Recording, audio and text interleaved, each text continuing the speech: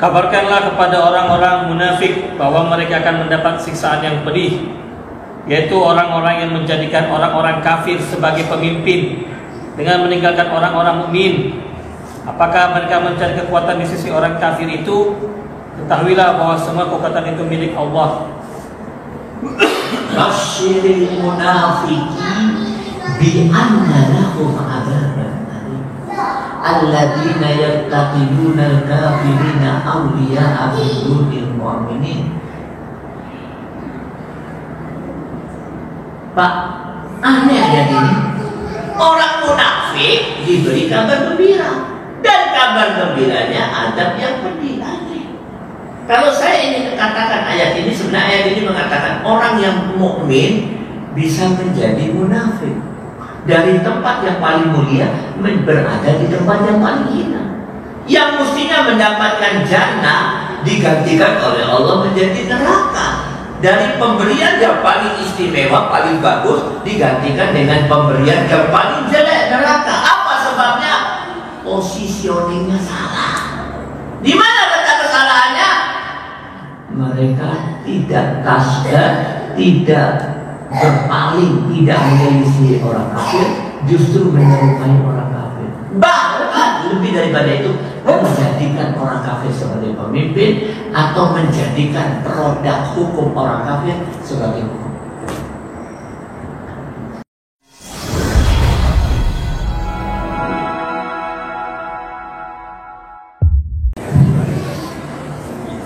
Bismillahirrahmanirrahim.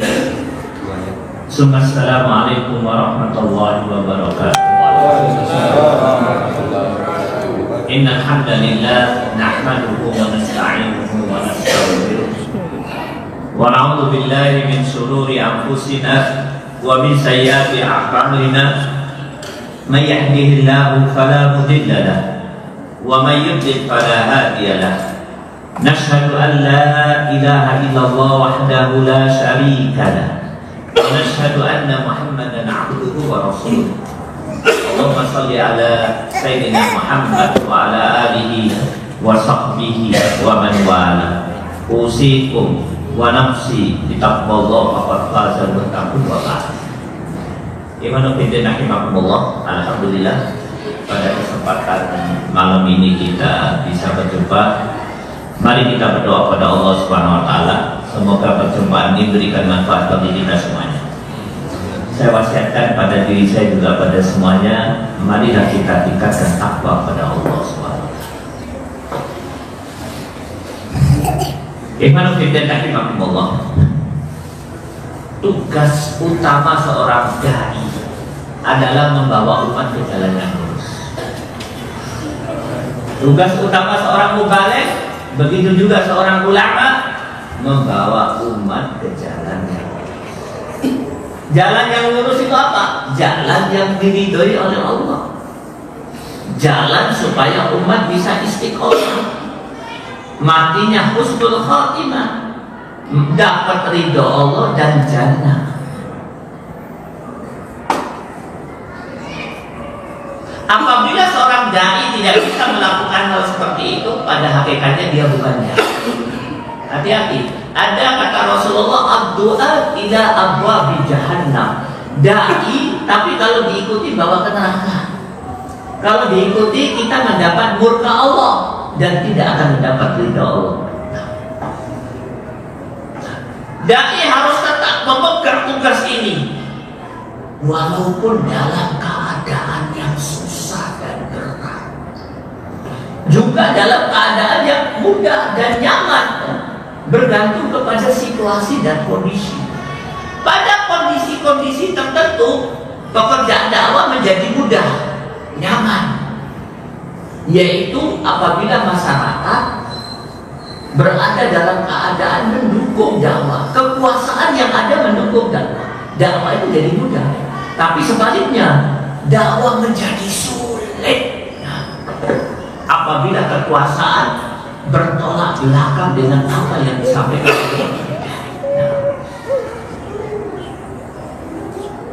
Nah, seorang dai harus tetap istiqomah. Pada kesempatan kali ini, bapak-bapak sekalian, supaya saya tetap bisa istiqomah membawa Bapak ke jalan yang lurus walaupun harus menghadapi situasi yang sulit. Dan juga supaya Anda istiqomah memegang teguh ayat-ayat Allah. Pada kesempatan kali ini saya akan menyampaikan satu ayat yang sangat penting. Cuman sayang ayat seperti ini tidak diajarkan oleh orang tua kita kepada kita, tidak pula diajarkan oleh guru kita kepada kita, kecuali sedikit saja yang paham. Mestinya ayat seperti ini sebelum kita akhir balik sudah paham. Yaitu Allah Subhanahu wa taala berfirman di dalam surat 33 ayat 72. Saya bacakan. Inna aradnal amanata 'alas samawati wal ardi wal jibal fa abaina an yahmilnaha wa asfaqna minha wa hamalaha al insan innahu kana zaluman jahula. Masyaallah. Ayat ini menceritakan bahwa Allah Subhanahu wa taala menawarkan al-amanah kepada 3 benda, 3 makhluk yang paling besar. Yang pertama, tidak ada makhluk yang lebih besar daripada langit kepada langit. Yang kedua, makhluk yang paling besar di bumi, ya bumi itu sendiri. Dan yang ketiga, makhluk yang paling besar yang bisa kita lihat yaitu gunung. Tidak ada yang lebih besar daripada Gunung Lawu kecuali Gunung Semeru. Dan tidak ada yang lebih besar daripada Gunung Semeru kecuali Gunung Jayawijaya. Gunung lagi. Nah, ini menandakan apa? Makhluk yang kuat dan besar. Allah menawarkan amanah. Aku tawarkan amanah kepada kalian. Apa respon daripada benda yang besar dan kuat tersebut? Fa'abaina ayyahmilna wa asfaqna minha. Mereka enggan memikul amanah dan khawatir tidak bisa menjalankan amanah tersebut. Loh, kau ini besar, langit, bumi, gunung, kami tidak mampu memikul amanah dan kami khawatir tidak bisa melaksanakan. Wahamalahal insan, datang manusia, dia menerima amanah tersebut. Apa kata Allah? Manusia itu zaluman jahula, zalim dan bodoh. Ibnu Fiddin rahimahullah. Apa itu amanah yang dimaksud ayat ini? Gunung tidak mampu, langit tidak mampu, bumi tidak mampu, tapi manusia yang kecil mampu memikulnya. Apa itu amanah? Saya buka tafsir. Saya menyimpulkan ada 3 pendapat yang paling kuat menurut saya. Yang pertama, amanah menurut seorang mufassir adalah al-itha'ah, itha'atullah wa itha'atur rasul, taat kepada Allah dan taat kepada Rasul. Ada juga mufassir mengatakan al-amanah adalah ad-din wal hudud, dinul Islam dan peraturan serta hukum Allah. Ada juga mufassir yang mengatakan al-faraid. Apa itu faraid? Kumpulan perintah-perintah dan larangan Allah. Contohnya sholat, puasa, zakat dan sebagainya. Langit, bumi, gunung, kau harus taat kepada aku. Kau harus menerima dinul Islam dan hukum-hukumku. Kau harus sholat, puasa, zakat, haji. Apa kata benda tersebut? Tidak mampu. Kami tidak mampu. Kami tidak mampu memikul amanah tersebut. Yang mampu manusia. Tapi kata Allah, manusia itu zalim dan amat sangat.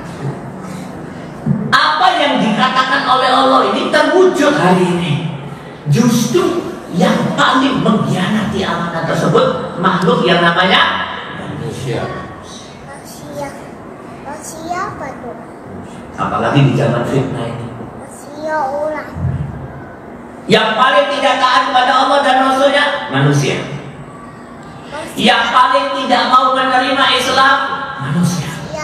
Yang paling melecehkan hukum Allah manusia. Yang paling banyak meninggalkan sholat, puasa, zakat, haji manusia. Bahkan hari ini bapak-bapak sekalian, kenapa ayat ini saya sampaikan? Kita hari ini berada pada satu keadaan yang sangat kritis, di mana manusia, kaum muslimin, orang-orang yang beriman tidak mau memikul agama. Apa sebabnya? Diteliti oleh ulama. Sebab utamanya salah satunya ada dua sebab. Banyak sebab, salah satunya dua sebab. Yang pertama, mereka melanggar larangan Allah. Yang kedua, mereka tidak mau mengikuti perintah Allah. Larangan yang mana? Perintah yang mana? Pak, di dalam din ini ada satu larangan penting. Apa itu? At-tashabbuhu bil kufar. Dilarang menyerupai orang kafir. Islam ini kalau antum perhatikan ayat-ayat, hadis-hadisnya, ada satu perintah penting. Apa itu? Jangan menyerupai orang kafir. Yang kedua, ada satu perintah. Apa itu? Mukhalifatul kufar. Al-mukhalifatu bil kufar, yaitu menyelisihi orang kafir. Tidak boleh sama dengan orang kafir. Orang kafir ke sana, kamu harus ke sini. Tidak boleh sama. Tapi sayang, hari ini kita hidup pada satu masa di mana larangan itu malah dilanggar, perintah itu tidak dilakukan. Apa yang terjadi? Kaum muslimin justru menyerupai orang kafir. Yang kedua, kaum muslimin tidak menyelisihi orang kafir. Nih banyak maaf nih Pak, banyak maaf nih. Saya pekan-pekan ini, bulan-bulan ini betul-betul merasa terpukul. Begitu beraninya orang-orang kafir tersebut, mereka membuat pernyataan di atas mimbar. Begitu rusaknya pemahaman kaum muslimin, mereka membuat pernyataan di atas mimbar. Apa ya? Banyak maaf ini viral ya. Ada seseorang nggak tahu kelihatannya orang kafir atau mungkin nyamar masuk Islam. Dia mengatakan dengan vulgar, apa kata dia? Saudara-saudara sekalian, kita ini bangsa Indonesia punya bahasa yang mulia, bahasa Indonesia. Kenapa harus pakai bahasa Arab? Maka mulai hari ini saya sarankan kepada semua orang Islam, kalau sholat pakai bahasa Indonesia. Dipraktekkan sama dia. Allah Maha Besar. Dengan nama Allah, ya, Bismillahirrahmanirrahim. Segala puji di hati kata bahasa Indonesia. Kenapa? Kita di bangsa Indonesia, kata dia, punya bahasa yang luhur, bahasa Indonesia. Tidak boleh pakai bahasa Arab lagi, kata dia.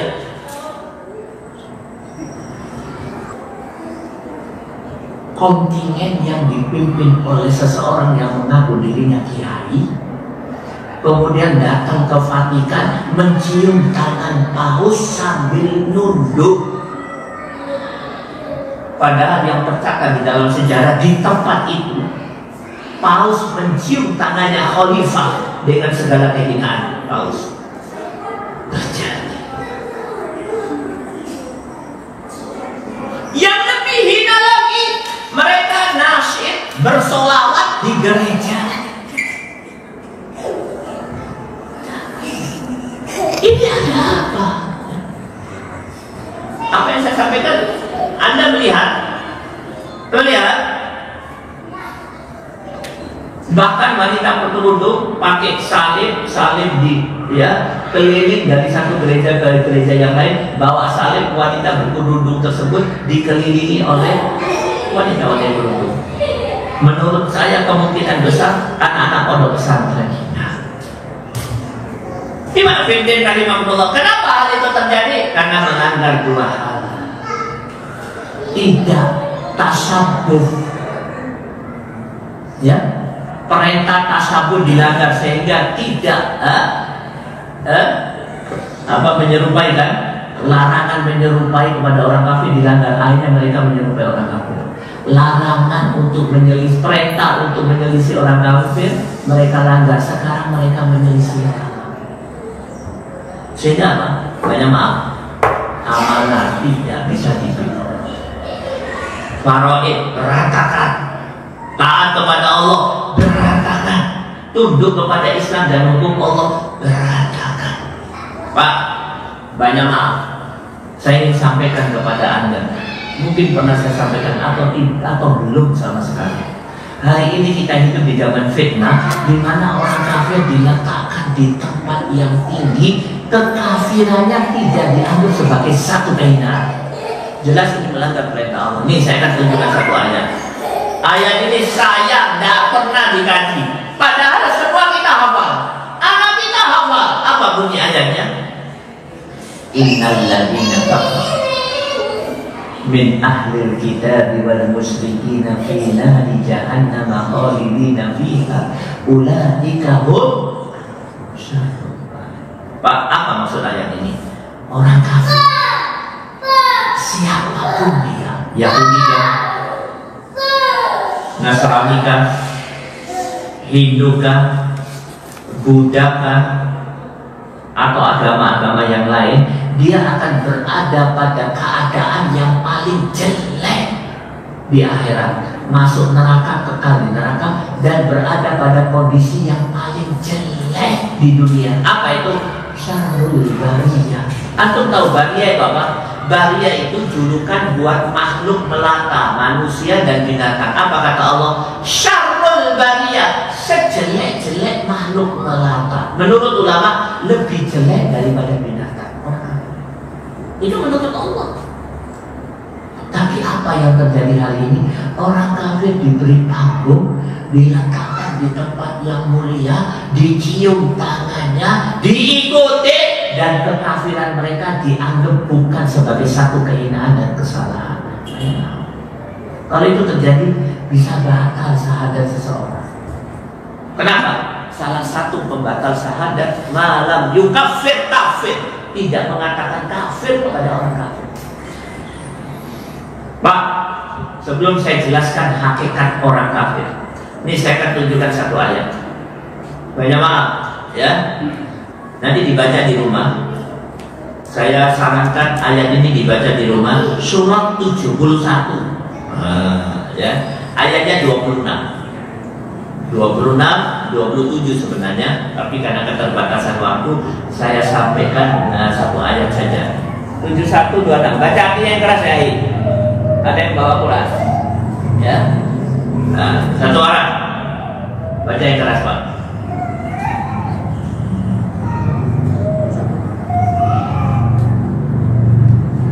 Nah, baca 71 ayat 26 supaya mantap ayat ini, ya. Baca artinya. Kalau pakai aplikasi lama. Nah, baca keras. Artinya? Ya. Arabnya apa? Pakai aplikasi.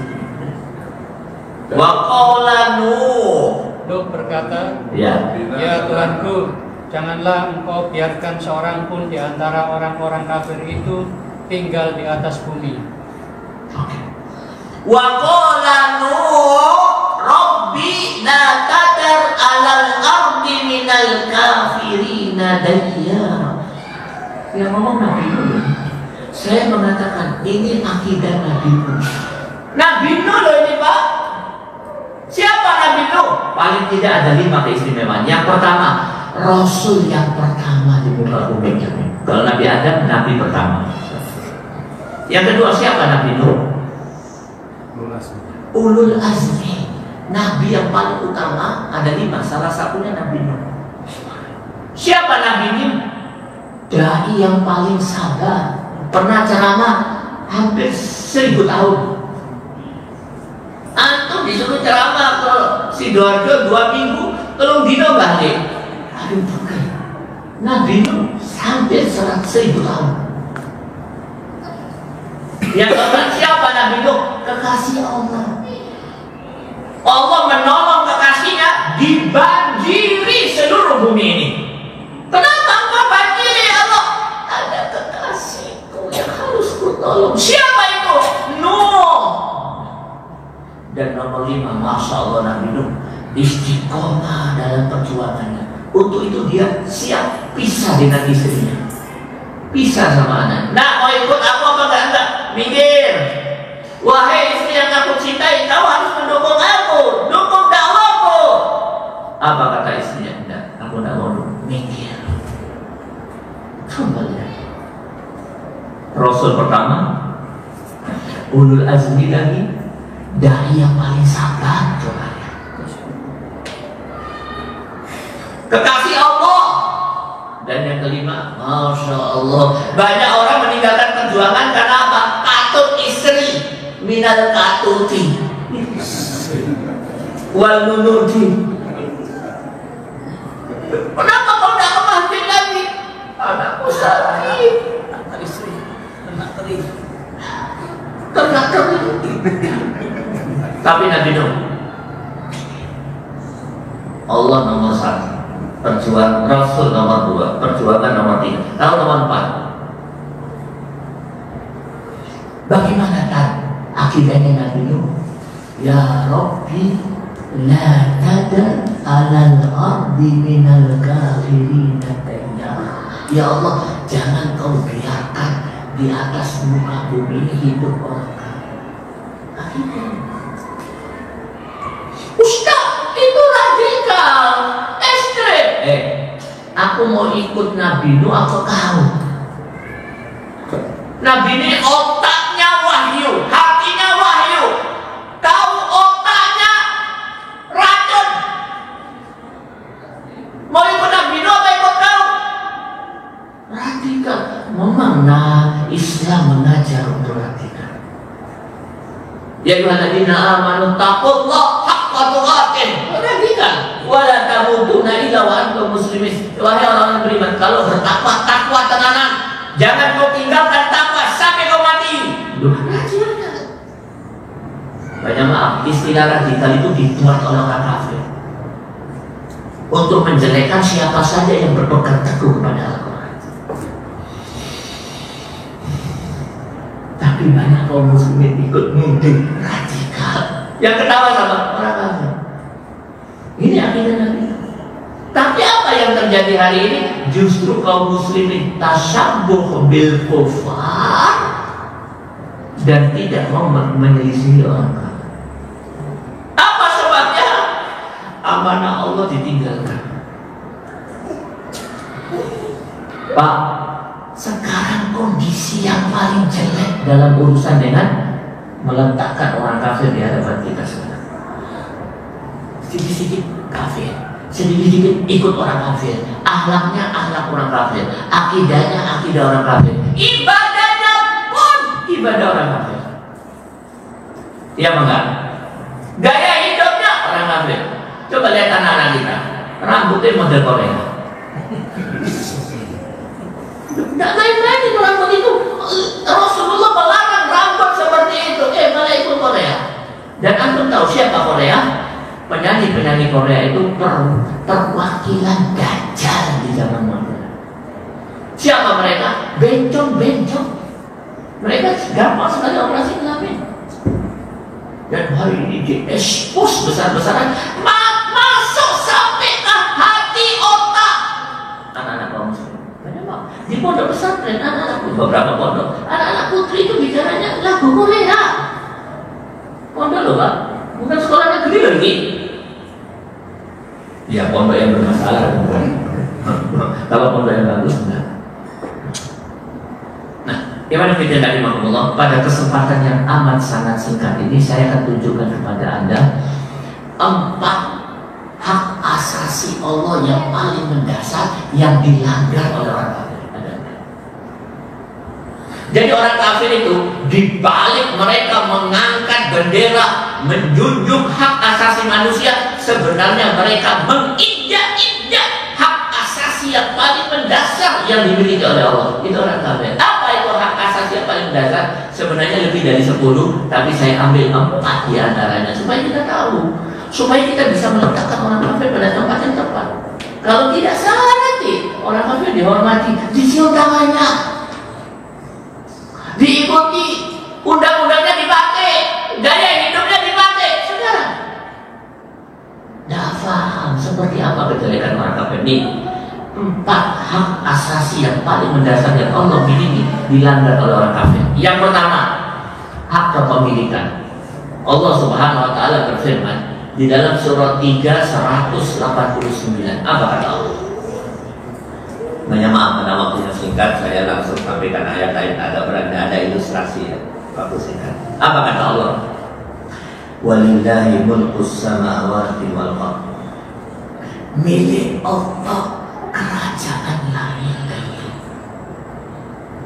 Langit milik Allah, bumi milik Allah, rezeki kita milik Allah, istri kita milik Allah, diri kita milik Allah. Kita punya apa? Tidak punya apa-apa, semua milik Allah. Orang kafir tidak mengakui kepemilikan Allah. Bukan milik Allah, milik saya. Melanggar hak asasi Allah.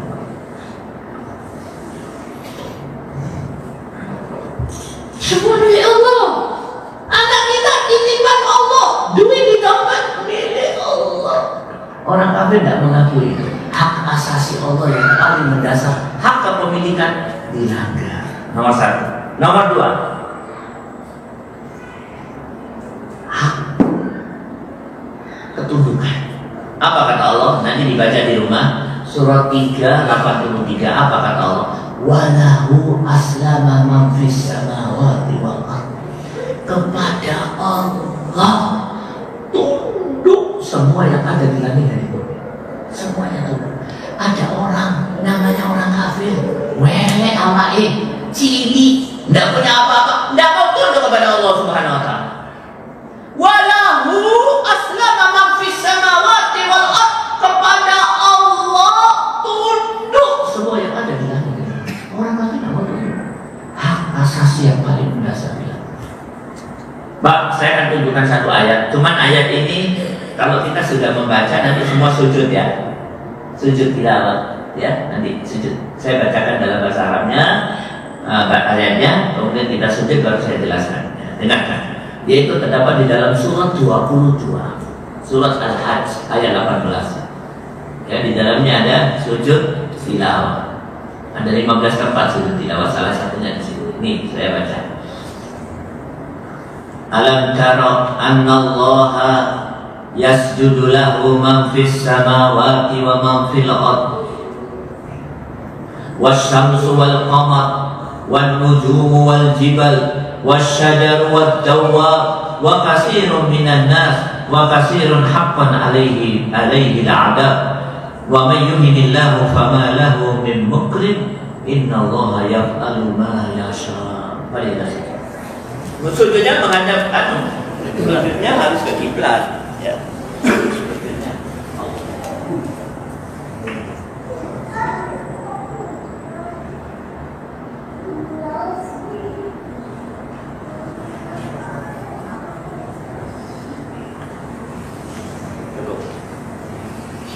ini namanya sujud tilawah, yaitu apabila kita mendengar, membaca ayat-ayat tertentu, ada 15 tempat. Juga mendengar ada orang membaca, dia sujud, kita juga sujud. Disunahkan sujud. Waktu sujud membaca apa? Bacanya begini. Sajada wajhi. Sajada wajhi lilladzi khalaqahu wa saqqa sam'ahu wa basarahu bihaulihi wa quwwatihi. Salah satu teksnya seperti ini. Ada yang nambah sedikit tapi kurang lebih seperti itu. Sujud wajahku kepada yang menciptakan dan kepada yang memberikan pendengaran dan penglihatan dengan bihaulihi wa quwwatihi, dengan daya dan upaya Allah SWT, dengan daya dan kekuatan Allah SWT. Disunahkan begitu. Oke, mari kita bahas ayat ini. Masya Allah, ayat ini tidak main-main. Allah nyebut satu persatu benda-benda yang besar. Apa kata Allah? Sujud kepada Allah semua yang ada di langit, semua yang ada di bumi. Wasyamsu matahari, wal qamaru bulan, wan nujum bintang, wal jibal gunung, wasyajaru pohon, wad dawab binatang, semuanya sujud. Wa katsirun minan nas, sebagian besar manusia sujud. Tapi ada juga wa katsirun haqqo alaihi al'adzab, sebagian besar lagi tidak mau sujud, maka akan mendapatkan azab dari didetailkan oleh Allah, disebut matahari, langit, bumi, bintang, pohon, semua disebut, semuanya suci. Ini ada makhluk namanya orang kafir, namun suci. Ustaz, berarti orang kafir ini jelek dong? Syarrul bariyah, lebih jelek dari binatang kata Allah. Loh, tapi yang ini kok tahu hidup pada zaman fitnah. Yang jelek dibuat dibilang bagus, yang bagus dikatakan jelek. Zaman fitnah. Apa betul Ustaz? Betul, tapi menurut butir-butir, ikut butir-butir apa Al-Quran? Menurut butir-butir yang saya pelajari, saya pernah ikut apa namanya? Penataran kok beda? Ikut Al-Quran apa butir-butir?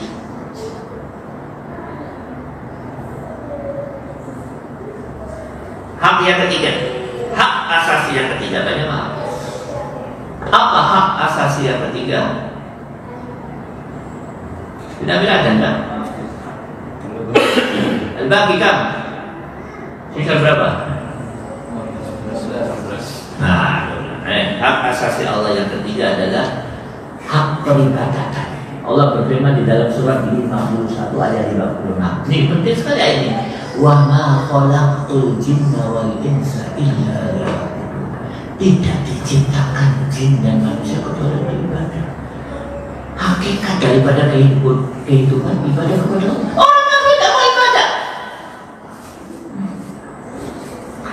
jin akan tunduk kepada Allah Subhanahu wa taala, kecuali yang kafir. Yang keempat, ini yang paling serius, hak diikuti syariatnya. Allah Subhanahu wa taala berfirman di dalam surat 45 ayat 18. Ini ayat yang penting loh Pak. Saya ambil dari buku-buku yang Masya Allah, karangan-karangan ulama-ulama yang istiqamah. Maka saran saya, kalau ada kajian-kajian bawa catatan kecil, sampai rumah diulang. Apa kata Allah? Surat 45 ayat 18. Apa kata Allah? Summa ja'alnaka ala syari'atin minal amr fattabiha wa la tattabi ahwa'al ladzina la ya'lamun. Aku jadikan kau di atas syariat. Ikuti syariat itu kata Allah. Ikuti syariat itu. Jangan kau mengikuti syariat buatan orang yang bodoh terhadap Islam. Jelas. Jadi Imam Ibn Rahimahullah ada 4 hak asasi Allah. Hak kepemilikan, hak ketundukan, hak tujuan peribadatan, hak untuk diikuti syariatnya. Empat-empatnya dilanggar oleh orang kafir. Jadilah orang kafir makhluk yang paling tapi saya mestinya kita mukhalif. Tapi kebanyakan kaum muslimin justru tasyabuh, menyerupai. Antum tahu apa sih sebenarnya yang paling jelek daripada orang kafir yang hari ini diikuti oleh kaum muslimin? Yang paling jelek di dalam masalah akidah. Apa sih kejelekan orang kafir? 1, tidak mau menggunakan hukum Allah dan mereka menggunakan hukum buatan mereka sendiri. Orang Islam ikut. Kalau ada yang berhukum dengan hukum Allah, perhatikan. Es krim, militer, teroris, latak teroris, mau teroris, mestinya latak. Subhanallah, alhamdulillah, latak. Banyak banget. Oke, hadirin rahimakumullah. Ya, sekali lagi saya tadi menyampaikan satu ayat yang sangat penting. Yaitu Allah Subhanahu wa taala berfirman di dalam surat 33 ayat 72. Sampai rumah diulang lagi. Surat 33 ayat 72. Inna aradna al-amanati 'ala as-samawati wal ardi wal jibal fa abaina ay yahmilnaha wa asfaqna minha wa hamalaha al-insan innahu kana duluman. Aku sudah tawarkan ketaatan, aku tawarkan amanah. Tidak ada yang mau mengikuti, tidak ada yang berani, tidak ada yang berani menerima. Tapi manusia Cuman sayang, justru manusia yang siap menerima amanah hari ini banyak melanggar amanah. Apa sebabnya? The positioning dia terhadap orang kafir salah. Positioning apa? Orang Pak, walaupun sholat, puasa, zakat, hajinya benar, tapi kalau posisinya nggak benar, bisa masuk neraka. Loh Ustaz ngomong begitu apa benar? Nih saya akan tunjukkan. Sholat, puasa, zakat, haji, tapi posisinya terhadap orang kafir tidak benar, bisa batal semuanya. Mari saya tunjukkan satu ayat. Begitu pentingnya ayat ini, saya minta setelah sampai di rumah langsung buka Al-Quran, baca ayat ini. Surat 4 ayat 140. Ya, 138 139. Surat 4 ayat 138 139. Coba baca saya. Satu orang. Surat 4 ayat 138 139. Coba baca. Saran saya, Pak. Kabarkanlah kepada orang-orang munafik bahwa mereka akan mendapat siksaan yang pedih, yaitu orang-orang yang menjadikan orang-orang kafir sebagai pemimpin dengan meninggalkan orang-orang mukmin. Apakah mereka mencari kekuatan di sisi orang kafir itu? Ketahuilah bahwa semua kekuatan itu milik Allah. Basyiril munafiqin bi anna lahum adzaban alim alladzina yattaqiduna al-kafirina awliya'a min dunil mu'minin. Pak, aneh ayat ini. Orang munafik diberi kabar gembira, dan kabar gembiranya adab yang pedih. Kalau saya ingin katakan ayat ini, sebenarnya ayat ini mengatakan orang yang mukmin bisa menjadi munafik. Dari tempat yang paling mulia berada di tempat yang paling hina. Yang mestinya mendapatkan jannah digantikan oleh Allah menjadi neraka. Dari pemberian yang paling istimewa, paling bagus, digantikan dengan pemberian yang paling jelek, neraka. Apa sebabnya? Positioningnya salah. Di mana letak kesalahannya? Mereka tidak tasbih, tidak berpaling, tidak menyelisih orang kafir, justru menyerupai orang kafir. Bahkan lebih daripada itu, menjadikan orang kafir sebagai pemimpin atau menjadikan produk hukum orang kafir sebagai hukum. Ustaz, ini yang paling banyak dilanggar oleh kaum muslimin. Nah, loh, dai itu kan seperti dokter. Dai itu seperti kalau ada pasien datang, dia mengatakan, dok, saya punya 2 penyakit. Penyakit apa dok? Satu rangan, yang kedua jantung. Dai yang dokter yang tidak bijaksana, yang diobati rangan. Rangannya waras, pasiennya mati, jantung kumat. Tapi kalau dai, dokter yang bijaksana, jantung diobati. Rangan gampang, tidak ada ceritanya orang mati karena rangan. Ada nggak orang mati karena rangan? Tahu rangan? Kutu air. Begitu juga jantung. Tidak terlalu penting saya sampaikan kepada Anda sekarang fikih bersih. Haji fikihnya bagaimana? Gampang itu. Tidak terlalu penting saya sampaikan kepada Anda sekarang ini adalah tata cara masuk kamar mandi. Yang gampang, tidak tahu, tidak apa-apa, tidak bakalan masuk neraka. Karena itu bukan penyakit jantung Anda. Loh, penyakit jantung Anda apa? Kalau Anda tidak paham ini, mati Anda, masuk neraka. Apa itu? Berhukum menjadikan orang kafir sebagai pemimpin dan berhukum dengan hukum orang bisa jadi munafik dan masuk neraka. Atau dengan bahasa yang lain, tidak menyelisih orang kafir, justru menyerupai orang kafir. Oke, Nabi dan Rahimahullah, mungkin itu saja yang bisa saya sampaikan. Mudah-mudahan apa yang saya sampaikan memberikan manfaat bagi diri saya juga buat semuanya. Tak bosan-bosan saya sampaikan masalah ini, karena ini masalah penting, ya. Nanti kalau saya kesini hanya menjelaskan doa masuk WC, ditanya oleh malaikat, kau sudah ke pondok Mutiara? Sudah. Apa yang kau sampaikan? Doa masuk WC. Hari ini kata malaikat. Umat Islam dihina apa? Jangan fitnah. Orang kafir sombong menghina kaum muslimin. Kau ajarkan doa masuk WC. Musibah. Nah itu seperti dokter. Penyakit apa? Diobati. Jangan cari obat untuk penyakit yang lain. Bagaimana kita Allah, ya. Sebelum saya ini ada yang ingin ditanyakan? Ya, silakan.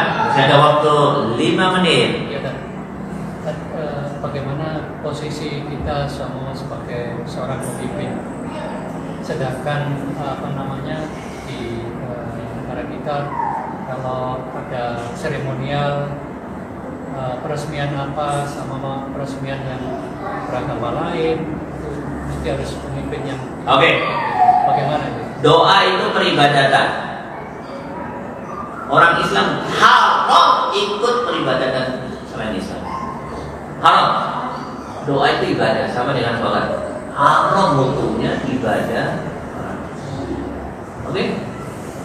Apalagi dia sebagai pemimpin, dosanya banyak yang dirumuskan anak buahnya atau karyawannya ke neraka. Alhamdulillah kita itu sudah pelanggaran terhadap hak ajaran-ajaran Islam yang paling berdasar. Paham? Hati-hati loh Pak. Kadang-kadang menyimpannya itu nggak terasa. Ini banyak banget nih. Saya ambil satu contoh. Saya ini kadang waktu saya tinggal di Magetan, hari Jumat pagi saya keliling kota. Saya lihat di instansi ini olahraga, instansi ini olahraga, di departemen pendidikan, dinas pendidikan olahraga. Tak perhatikan, duduk olahraga, tapi maksiat. Lu kenapa? Yang jadi instrukturnya tak lihat perempuan, tak lihat apa pakai jilbab, pakai cadar, enggak, pakai baju kayak telanjang.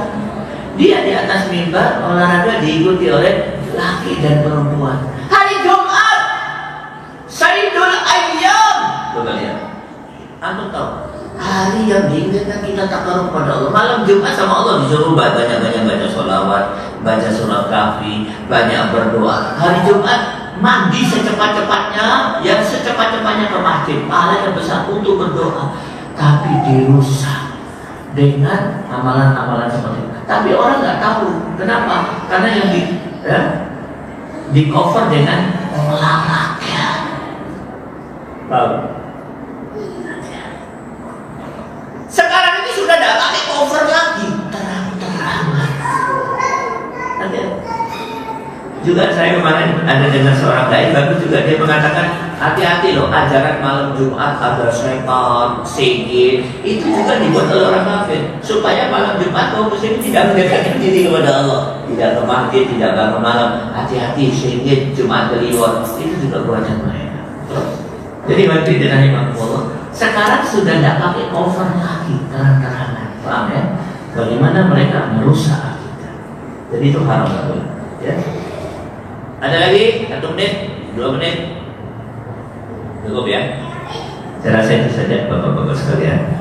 Jadi apa yang bisa saya simpulkan, hari ini kita membahas satu ayat. Nanti dibaca di rumah, surat 33 ayat 72 ya. Yaitu amanah ya. Mungkin itu saja yang bisa saya sampaikan. Mudah-mudahan apa yang saya sampaikan memberikan manfaat bagi diri saya dan buat semuanya. Aku ada wastaghfirullah lakum wa lisairil muslimin min kulli dhanbin fastaghfiruhu innahu huwal ghafurur rahim. Wa billahi taufiq wal hidayah. Assalamualaikum warahmatullahi wabarakatuh.